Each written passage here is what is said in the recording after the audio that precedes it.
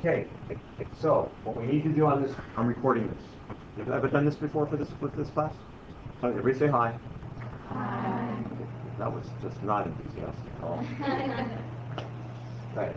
So, and I'll post this then on Edmodo, so we can kind of watch how we do this part. So I need to turn, actually the way I got to this part here was I started off with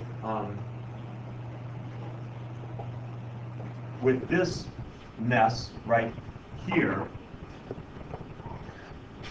a general form of the equation of a circle, and I switched my y squared and my 10x squared so that I could, it would enable me to group my x's and y's.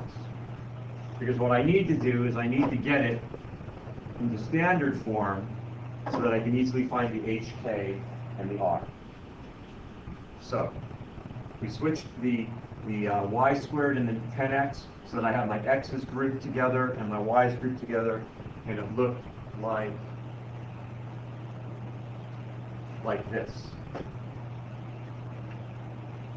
Still not in quite the form that I want, because the form that I want is x minus h squared plus y minus k squared equals r squared. So I will start. I'm going to start by moving my 13 to the other side, just so we can kind of get it out of the way. So I'm going to subtract 13 from both sides. So I'll have x squared plus 10x plus y squared minus 4y equals negative 13. And was it you, Clary, who asked it yesterday? What, if I have a negative 13, doesn't that tell me that I'm not going to be able to do it? Right, okay, but we're going to do some stuff to it that'll probably end up not being a negative number. So I'm going to look at each of these two parts separately. So I'm going to go x squared plus 10x plus blank. And I'm going to add y squared minus 4y plus blank. And that's going to equal negative 13 plus blank plus blank. I can have two blanks. Because if I'm going to add something here and here, I have to add it on the other side of the equation as well. Any questions so far? So now I'm going to complete the square with this piece here and with that piece there, because that is then going to make it look more like that. So if I want to complete the square on this piece here, I'm going to take my 10, which is my b, I'm going to divide it by 2. That gives me 5. I'm going to square it. That's going to give me 25. So I'm going to put 25 right there. We may as well do the other one at the same time.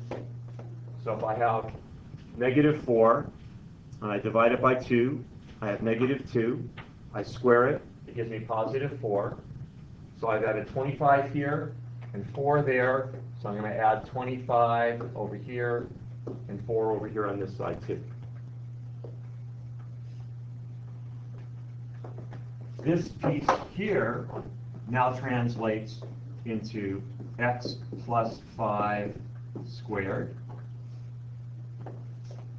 And this piece here now translates into y minus 2 squared.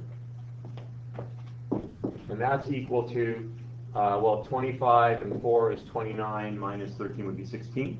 Right? It's equal to 16. Wonderful. X minus h, y minus k, r squared. So my h, k is negative 5, comma 2.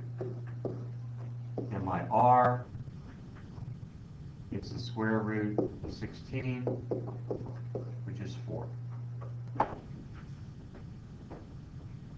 So that's how I move from the general form of the equation of a circle to the standard form of an equation of a circle and get my h case. Did you pass the general form? You're going from standard to general? I'm going from, no, I'm getting myself confused. No, I'm General. going from general to standard. General is the long, ugly one, Oh. and standard is the x minus h, y minus k. Oh, so that's, okay, sorry. This is the long, ugly one, but, you know, it was even uglier before we grouped it. Okay? Is that good? All right, well, let's stop this here.